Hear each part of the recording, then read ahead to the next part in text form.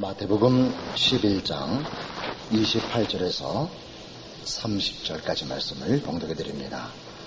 마태복음 11장 28절에서 30절까지 말씀. 수고하고 무거운 짐진 자들아 다 내게로 오라. 내가 너희를 쉬게 하리라. 나는 마음이 온유하고 겸손하니 나의 멍에를 메고 내게 배우라. 그러면 너희 마음이 쉼을 얻으리니 이는 내 멍에는 쉽고 내 짐은 가벼움이라 하시니라. 이 마태복음 11장 28절 이하의 말씀은 1차적으로 이제 예수님께서 증거하시는 복음과 하나님께 돌아오라 하는 이 모든 권면의 말씀에 대하여 반대하는 자들, 귀를 막고 있는 자들, 관심이 없는 자들을 향한 꾸중입니다. 지금 전체 문맥이 그렇습니다. 앞에 우리 화가 있을진저 고라시나 화가 있을진저 벳세다야 이렇게 꾸중한 그 문맥 속에 있는 것이죠.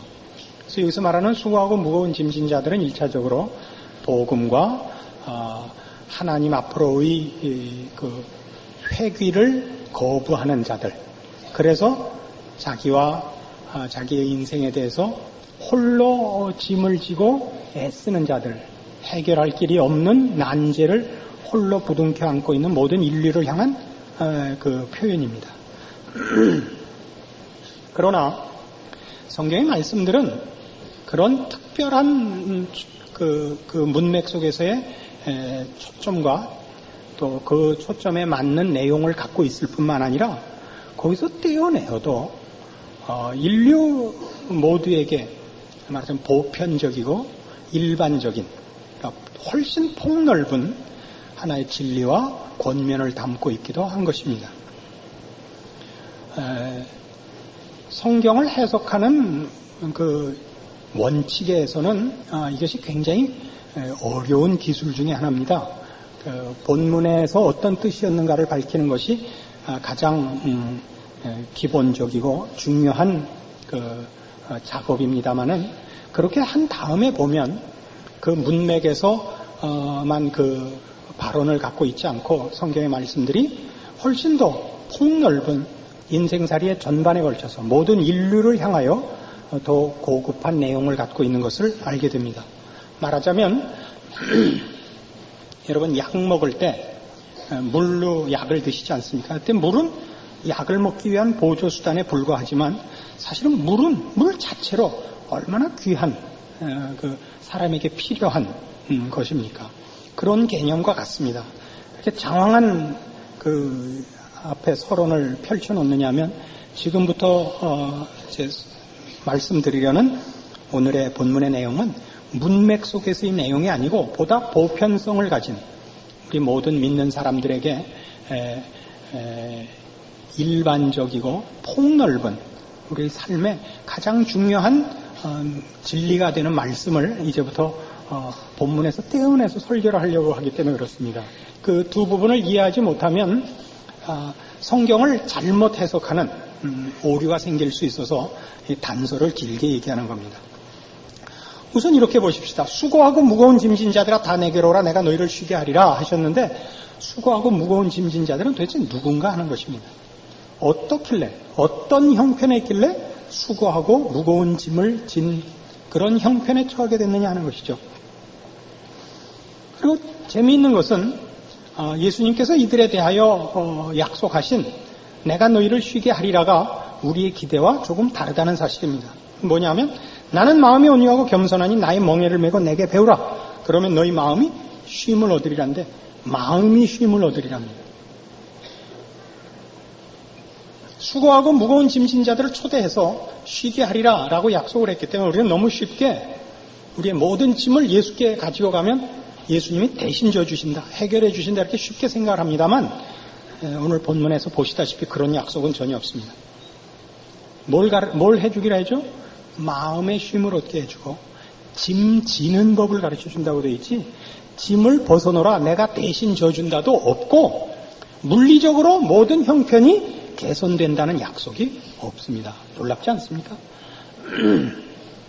많은 예수를 믿는 성도들이 예수 믿는 문제를 이렇게 생각하지 않고 고민하지 않고 연습하지 않고 책임지지 않고 이렇게 떠넘기는 거라고 자꾸 생각을 합니다. 이건 예수 믿는 문제에서 참으로 큰 오해 중에 하나입니다. 예수님께서 우리에게 오히려 지금 보는 바와 같이 분별하게 하시고 깨우치게 하시고 분발하게 하시며 연습하게 하사 강건한 자를 만든다 하는 것이 성경의 올바른 가르침입니다. 그래서 여기서 수고하고 무거운 짐진 자는 그 뒤에 힌트들로 인하여 조금 그 내용을 알 수 있게 됩니다. 뭘 보고 아느냐 하면 우리를 쉬게 하는데 지금 보는 것 같이 마음을 쉬게 한다는 것으로 이 짐이 물리적인 문제에 관한 것이 아니다 하는 것을 알게 됩니다. 마음을 쉬게 한다. 그러니까 좀 서둘러 결론을 얘기한다면 억울한 문제다 하는 것입니다. 이 수고하고 무거운 짐은 실제적인 외형적인 물리적 차원에서의 무게의 문제가 아니고 그걸 지는 자의 마음 상태에 관한 것이 초점이며 그것이 억울한 문제라 하는 것을 알 수 있습니다. 뭘 보고 하느냐 하면 마음을 쉬게 한다 하는 데서도 보고 내 멍에를 메고 내게 배우랍니다. 그러면 너희 마음이 쉼을 얻는다는데 나의 멍에를 메면 뭘 배우기 때문에? 내 멍에는 쉽고 내 짐은 가볍기 때문에 내 멍에를 메면 너희가 마음의 쉼을 얻는다 이겁니다. 여기에 모든 힌트가 있죠. 예수님이 진 멍에가 뭐죠? 예수님이 진 멍에는 십자가입니다. 십자가는 아시다시피 예수님께서 우리를 구원하기 위하여 우리 죄의 짐을 지신 자리입니다. 그의 생명으로 우리를 구속하신 겁니다. 그런데 이 짐이 얼마나 굉장한 짐이었는지 예수님께서 십자가상에서 나의 하나님 어찌하여 나를 버리시나이까라고 그렇게 고통에 찬 부르짖음을 하셔야 됐던 짐입니다. 그 짐이 얼마나 무거웠느냐 하면 십자가를 지고 골고다로 올라가다가 지치셔서 결국 못 지고 올라가시고 쓰러지셔서 구경하던 구경꾼 중에 한 사람인 구레네 시몬이 대신 지고 올라갔던 짐입니다. 물리적으로나 또는 심적으로나 그 짝을 찾을 수 없을 만큼 고통스러운 짐이었습니다. 그럼에도 불구하고 예수님은 왜 이 짐을 내 멍에는 쉽고 내 짐은 가볍다라고 하느냐 이겁니다. 앞에 힌트가 하나 더 있죠. 나는 마음이 온유하고 겸손하기 때문에. 이게 뭐예요? 짐의 물리적인 무게나 심적 고통이 가벼워서 이 멍에와 짐이 쉽고 가벼운 것이 아니라 지는 마음 자세가 나는 마음이 온유하고 겸손하다 해서 표현된 것 같이 주께서는 이 짐을 달게 지셨기 때문에 억울해한 쪽이 없다 이겁니다. 우리는 예수님이 이 짐에 대해서 억울해하지 않은 것을 어디서나 봅니다. 이런 걸 보십시오. 예수님 잡히시던 밤에 그 잡으러 쫓아온 자들을 향하여 베드로가 맞고 나서서 칼을 빼어 말고라 하는 자의 귀를 뺍니다. 주님께서 막으셨죠. 그 귀를 고쳐주시고 내가 지금 아버지께 구하여 12영도 더 되는 천사를 부를 수 있는 것을 모르느냐라고 꾸짖으셨습니다. 여기서 말하는 영은 당시 로마 군대의 그 편제입니다. 지금 우리식으로 하면 연대병력 같은 것을 말하고 당시로서는 그게 제일 큰 군 단위입니다. 3,000명에서 많으면 한 6,000명쯤 되는 군대 단위입니다. 지금 우리식으로 얘기하면 사단, 규모 같은 걸 말하는 겁니다. 12개 사단도 더 되는 천군 천사를 보낼 수 있는 걸 모르나요? 주님은 처음부터 아버지의 뜻을 따라 우리를 죄에서 구속하기 위해 죽으러 오셨습니다. 그 길이 육체적으로나 정신적으로나 고통스러운 길이었지만 억울해 하신 것이 아니고 자원하시고 기뻐하신 길입니다. 우리는 예수님께서 수가 동네에 들렀을 때 우물에 물길러 왔던 수가 동네 여인과 한 대화를 기억합니다. 그가 놀래서 주를 증거하러 동네로 돌아가고 그동안 동네로 먹을 것을 구하러 갔던 제자들이 돌아와서 예수님께 음식을 내놓습니다. 드시지요. 예수님께서 난 먹었다. 난 너희가 모르는 양식이 있다. 아니 누가 그동안에 우리 주님께 먹을 걸 가져왔단 말인가? 예수님께서 뭐라고 답하셨죠? 아버지의 뜻을 이루는 것이 내 양식이니라. 그것은 우리 표현하는 식으로 밥 먹는 것보다 더 좋아한다. 요새는 밥 먹는 것보다 더 좋아한다 그러면 실감이 안 나니까 무슨 애들한테 하면 피자 먹는 것보다 더 좋아한다 라든가 여러분 커피 마시는 것보다 더 좋아한다. 그런 거죠. 예수님께서 아버지의 뜻을 이루는 것이 그의 사는 재미신 겁니다. 존재하시는 이유고 그것은 그의 기쁨입니다. 이것이 말하자면 나는 마음이 온유하고 겸손하기 때문에 나는 내 멍에가 쉽고 내 짐이 가볍다 이겁니다. 그럼 너희 수고하고 무거운 짐진 자들은 다 누굽니까? 억울해하는 자들이죠. 억울해서는 안 되는데 오해해서 억울하다고 생각하는 자들이죠. 그들에게 초청하십니다. 수고하고 무거운 짐진 자들아 다 내게로 오랍니다. 우리 뭐가 그렇게 억울하죠?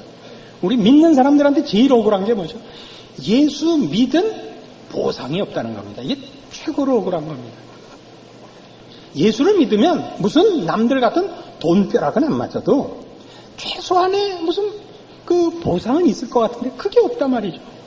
그게 뭐죠? 그게 욥기입니다. 욥기 내내 욥이 하나님한테 뭐라고 아우성을 칩니까? 내가 뭘 잘못해서 이러십니까? 이거예요. 욥은 여러분 욥기를 보시는 대로 아무 흠이 없는 자로 거기 묘사되어 있습니다.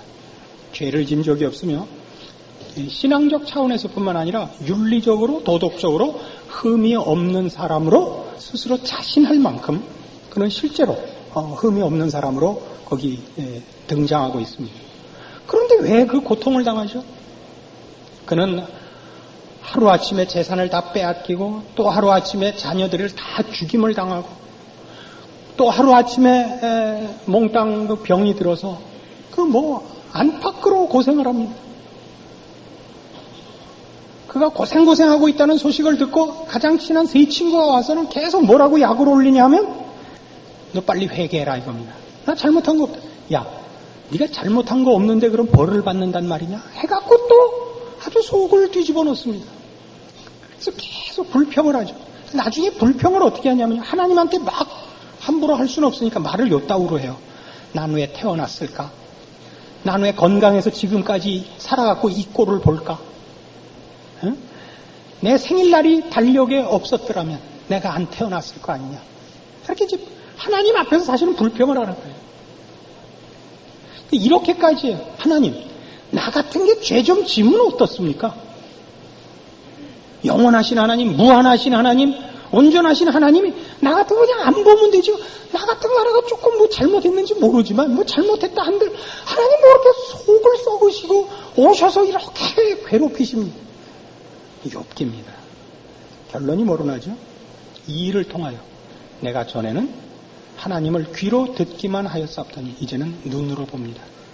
하나님이 누군지, 인간이 뭔지, 하나님이 인간에 무엇을 간섭하시려고 이렇게 고통스러운 과정을 허락하시는지를 그가 깨닫습니다. 우리 신약식으로 얘기하면 히브리서 12장이 그겁니다.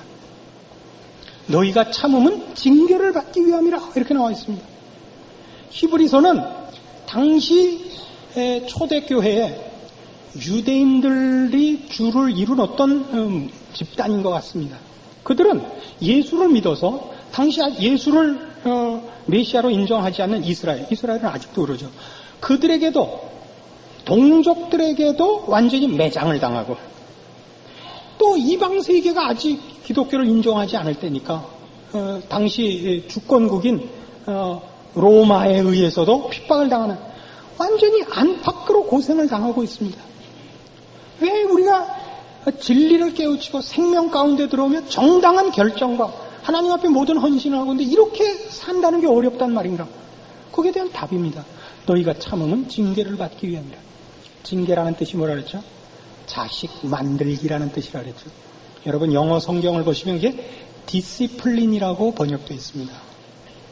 자식 훈련시키는 것을 말합니다. 그 단어가.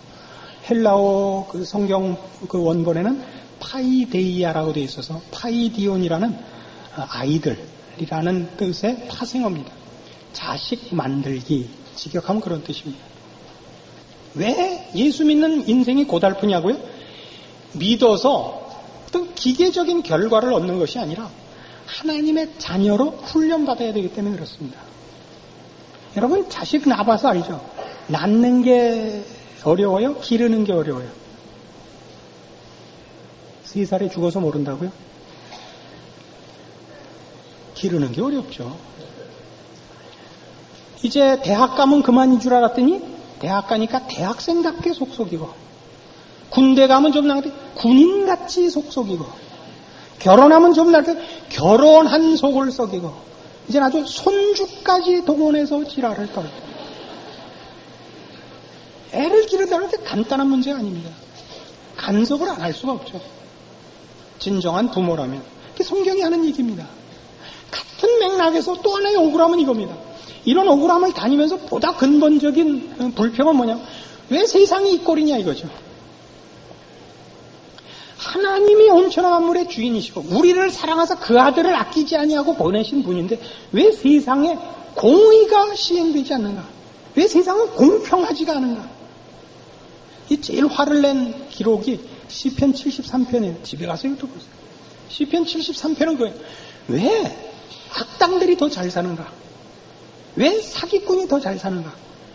왜 의인은 보상을 못 받는가? 얼마나 처먹었는지 눈이 다 튀어나왔다 이랬어요. 살찜으로 눈이 솟아나고. 그러니까 밥이 배에만 들어간 게 아니라 뇌도 다 밥통이 된 거예요. 얼마나 먹었으면 눈이 다 솟아. 얼마나 약 올르면 이런 표현을 썼겠어요. 저들은 죽는 때도 평안하며. 이 약 올르잖아요. 살 때는 그래 잘 살아. 죽을 때만은 8톤 추억에 깔려 죽어라. 죽을 때도 편안해. 너무 약이 오른 거예요. 이런 일에 최고의 이 주제를 가지고 제일 하나님 앞에 달려들었던 이가 누구냐면 하박국 선지자입니다. 구약성경 1302페이지. 하박국서 1장 2절을 봅시다. 하박국서 1장 2절. 여호와여 내가 부르짖어도 주께서 듣지 아니하시니 어느 때까지리까? 내가 강포를 인하여 외쳐도 주께서 구원치 아니하시나이다. 어찌하여 나로 간악을 보게 하시며 패역을 목도하게 하시나이까? 대저 겁탈과 강포가 내 앞에 있고 변론과 분쟁이 일어났나이다. 이러므로 율법이 해이하고 공의가 아주 시행되지 못하오니 이는 악인이 의인을 에워쌌으므로 공의가 굽게 행함이니이다. 하박국 선지자의 불평은 이겁니다. 하나님이 천하 만민을 만드셨고 이 세상의 주인 아닙니까? 그런데 왜 불의가 공의를 압도하며 왜 행악자들이 의인을 괴롭히는데 하나님 가만히 계십니까? 왜 세상엔 공의가 없습니까? 이겁니다. 12절. 선지가 가로되 여호와 나의 하나님 나의 거룩한 자시여 주께서는 만세 전부터 계시지 아니하시나이까? 우리가 사망에 이르지 아니하리이다. 여호와여 주께서 심판하기 위하여 그들을 두셨나이다. 반석이시여 주께서 경계하기 위하여 그를 세우셨나이다. 주께서는 눈이 정결하심으로 악을 참아보지 못하시며 패역을 참아보지 못하시고는 어찌하여 괴율한 자들을 방관하시며 악인이 자기보다 의로운 사람을 삼키되 참잠하시나이까? 주께서 어찌하여 사람으로 바다의 어적 같게 하시며 주권자 없는 곤충 같게 하시나이까? 이 불평을 아시겠죠? 하나님이 계시다면 공의로우신 하나님이시라면서 어떻게 세상이 이렇게 돌아가게 내비두십니까? 하나님의 답이 뭐죠? 뭐냐? 내가 이제 세상을 공평하게 만들겠다가 아니라 2장 4절. 2장 4절 하반절에 답이 나옵니다. 그러나 의인은 그 믿음으로 말미암아 살리라. 기가 막힌 답을 주십니다. 세상이 공평해지고 성실하고 정직한 자들이 보상받는 사회를 만들어주겠다가 아니라 의인은 믿음으로 산다. 이렇게 얘기를 합니다. 어떤 의미에서 우리가 요구하는 하박국 선지자가 불평했던 문제에 대해서는 답을 안 주시는 겁니다. 그건 그렇게 원하는 대로 해결해 주시지 않겠답니다. 뭐요? 세상에 공의가 시행되는 일, 이런 거는 하나님이 의도하고 계시지 않답니다. 그러면 의인은 뭘로 삽니까? 여기서 말하는 의인은 윤리적 도덕적 차원에서 올바른 자를 말하는 것이 아니고 그걸 포함은 하고 있지만 더 깊은 의미에서 하나님의 백성들, 하나님을 의지하고 사는 자들은 뭘로 삽니까? 어떻게 삽니까? 우린 지금 불평이 그거 아니에요. 하나님을 섬기고 그래서 거짓과 악을 외면하고 사는 자들에게는 그렇게 산 보상이 있어야 되지 않습니까? 하나님의 답은 이겁니다. 그 답은, 그 보상은, 의인은 믿음으로 산다. 믿음은 뭐냐? 하나님께서 그의 형상대로 지은 우리들에게 인격적인 교제를 허락하시는 것을 말합니다. 믿음이란 인격과 인격 사이에서만 존재하는 고급한 관계입니다. 사람과 짐승 사이에는 믿음이라 그러지 않습니다. 사람과 기계 사이도 믿음이라 그러지 않습니다. 기계는 조종을 할 뿐이고 짐승은 다스릴 뿐입니다. 믿음이라는 건 사랑이란 단어와 같이 대등한 관계가 아니면 성립되지 않는 관계에 관한 표현입니다. 신자된 보상이 뭐냐?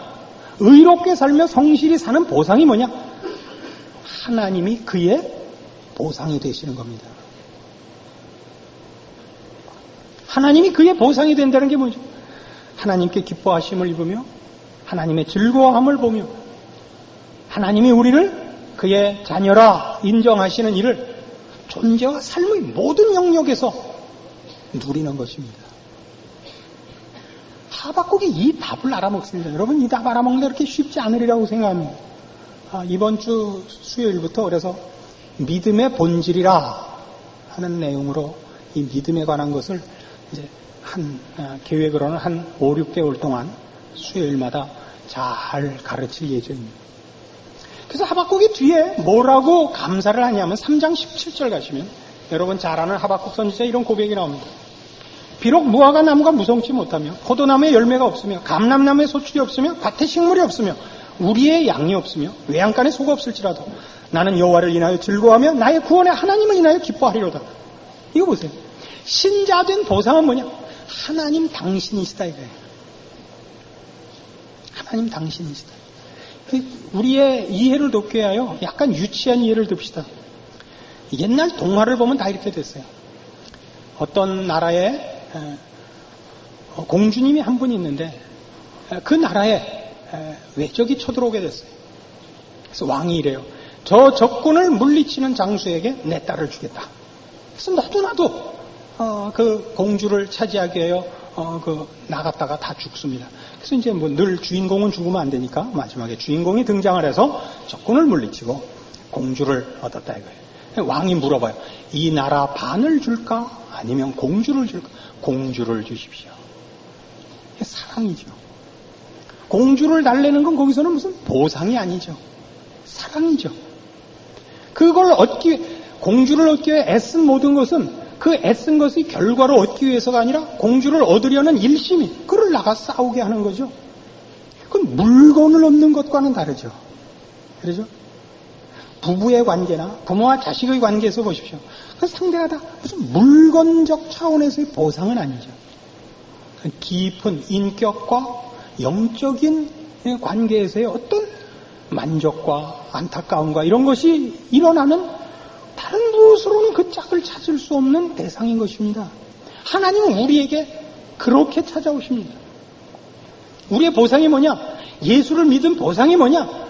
공평한 나라에서 살고 정직한 보상을 받는 것이 아니라 물질적으로. 여기 있는 무화과 나무가 무성치 못하고 포도나무에 열매가 없고 이런 거예요. 뭐 이런 보상이 아니라 하나님 당신이었습니다. 그러니까 우리의 이해를 돕기 위해 이런 더 이상 무슨 좋은 표현이 없어요. 이 표현을 쓰는 거예요. 새겨 들으세요. 하나님이 우리 것이 되시는 거예요. 소유라는 차원에서 말고 훨씬 고급한 개념에서 하나님이 우리 거가 되시기로 하시는 거예요. 이게 예수 믿은 자의 보상이에요. 그럼 우리의 삶에서 일어나는 모든 억울함들, 예수 믿은 값이 뭐냐? 예수 믿은 보상이면 하나님이시라니까. 이걸 놓치면 신앙에는 기쁨과 감사가 없습니다. 늘 불평밖에 없습니다. 수고하고 무거운 짐을 해결할 방법이 없습니다. 우리가 기대하는 그런 식의 보상은 영원한 나라에 가야 드디어 허락됩니다. 이 세상에서는 그걸 허락하시지 않습니다. 이 세상에 있는 것들은 우리의 훈련을 위한 것이지 우리에게 주려고 만든 것이 아닙니다. 여러분 마음속에 신자된 기쁨과 자랑과 감사가 있는가 물어보십시오. 없으면 왜 없는가 물어보십시오. 여러분은 혹시 실망할까봐 기대도 안 하고 있는 신앙일 수 있습니다. 그래서 짐짓, 자기는 수고하지도 않고 무거운 짐도 없는 것까지, 억울해하지 않는 것까지 기대를 안 했기 때문이죠. 예수 믿는다는 건 혹시 있을지도 모르는 내세 때문에 들어오는 보험이죠. 그건 참 가난한 겁니다. 예수를 믿는다는 게 무엇으로도 비교할 수 없는 그런 감격이 있습니다. 여러분 이런 거 못 보세요? 제가 이 주일날 와서 설교하는 게 얼마나 힘들까 이런 생각을 하시는 분은 그건 모르는 거예요. 얼마나 신이 나는가 이렇게 보신 적 없습니까? 가끔 그래요. 목사님 불편하신데 좀 쉬시죠. 전 주일날 설교하지 말라는 게 최고의 벌입니다. 이건 말이죠. 저한테는 일이 아니고 이것보다 재밌는 건 없습니다. 이렇게 표현하는 거 용서하시오. 이렇게 신나는 인생. 물론 그 짬짬이 제가 개인적으로 놀려먹는 재미가 있음을 고백합니다만 이 복음을 전하며 이 진리를 전하며 하나님이 누구신가를 설명하는 일보다 저를 더 기쁘게 하고 흥분시키는 일은 없습니다. 이건 제 게 아닙니다. 우리 모두의 것입니다. 예수 그리스도께서 나는 마음이 온유하고 겸손하니 내 멍에를 메고 내게 배우라.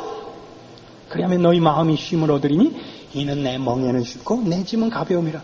주님께서 이 땅에서 우리를 위해 돌아가신 이 일에 대해 주님은 조그만치도 불평과 하여튼 마음에 무슨 거리낌이 없으신 겁니다. 그것은 그분에 의해서 제일 기쁜 일이고 제일 신나는 일이셨다고요. 예수를 믿고 사는 인생은 그것보다 더 신나고 더 즐거운 다른 것으로는 비교할 수 있는 것이 없다고요. 여러분이 이런 기쁨과 승리로 인도함을 받은 줄 아시고 허락된 신앙 안에서 참으로 감사와 기쁨과 승리가 넘치기를 바랍니다. 기도하십시다. 하나님 아버지 은혜를 감사합니다.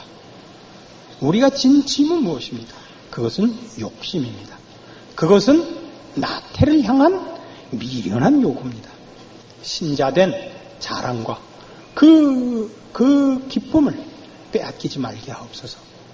신자로서 이 세상을 걸어가는 빛이요 소금이요 십자가요 우리 하나님을 아는 향기요 우리 하나님의 능력과 은혜를 펼치는 제사장으로서의 우리의 이 복된 인생을 우리 깨우치고 각오하고 인내하고 충성하여 우리를 찾아오신 하나님의 손길이 우리를 통하여 일으키는 기적을 누리면서 사는 우리 인생들 되게 하옵소서. 예수님 이름으로 기도합니다.